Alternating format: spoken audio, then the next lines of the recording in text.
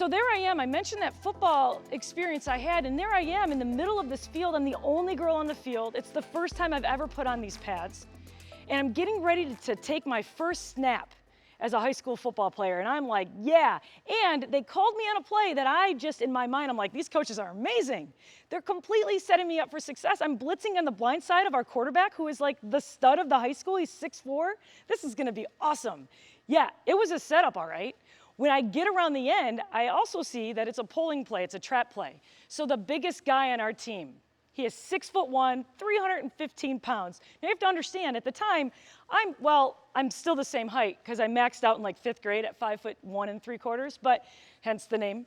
But, tree or tree stump, whatever. But there I am, I'm looking at this guy and I'm like, this is not gonna go well. I just know that. And he knows as soon as he sees me that his job is to see how badly I really wanted to play football. It was a potential roadblock that I turned into a toll booth. So he hits me, and I didn't even know you could get to the ground as fast as I did. Like, when you get up and you see football players and they have like the grass like embedded in their mask, that was me. But I was up on my feet because I had decided before I started this whole adventure that no matter what happened, barring death, I was gonna get back up. And so I did. And every bone in my body hurt, and if you would have asked me what day of the week it was, I would have failed that very short quiz. But I was up, and I was facing in the direction that he kept running in for his next victim, blocking assignment, and I'm grinning. I have a grin on my face. So when he looks back, he doesn't look back at me. I remember this like it was yesterday. He doesn't look back at me like 2 times. He doesn't do a triple take. He looks back 4 times. He almost falls down because he can't believe what's happening behind him. He expected to see, stretchers, and he saw me standing there grinning at him, right? So that's not the real test, though. The real test comes next. We all return to our huddles. No one on the field even acknowledges what just happened.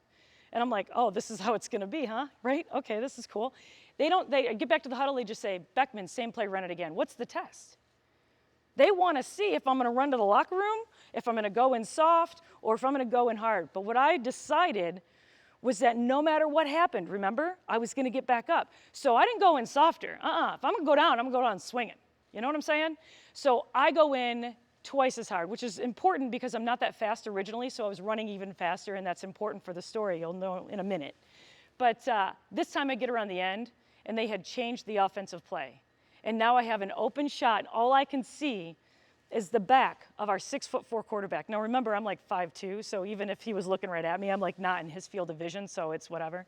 But I come up behind him, and just as he pulls the ball back, just as he like yanks it back, he's gonna make this throw, I launch myself. And as I'm launching myself, I'm thinking, not supposed to hit your quarterback this low or this fat or this hard ever in practice. But I'm like, they just tried to kill me on that last play, so I figured they'd grant me that one dispensation, right? So I hit him. His heels fly over his head. It was awesome, totally lucky, but the ball pops out and falls into my arms. On the second play from scrimmage, I get a strip sack. Now, how cool is that? And I tell you the story, not to make myself sound cool, which it does, so that's a bonus, but whatever. I tell you that story because it was in that moment on a practice football field along I-75 in Bridgeport, Michigan, that I knew that no matter what happened in my life, I would be just fine. And that's what happens with your teams.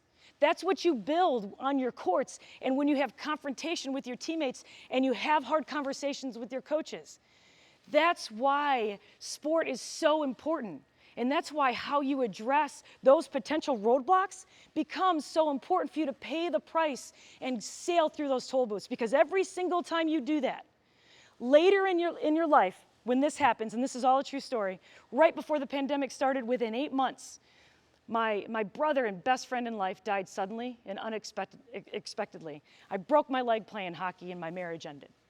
But you know what? Because of all that moment that I just described and so many other moments that I got along the way, both coaching and playing on teams, I knew that no matter what, I was gonna come out of it just okay. Doesn't make it any less hard, for sure, but you build up the resilience to sail through. You build up those experiential resiliences every single time you pay the toll in the toll booth. So roadblocks can never stop you. So let's dive into this image.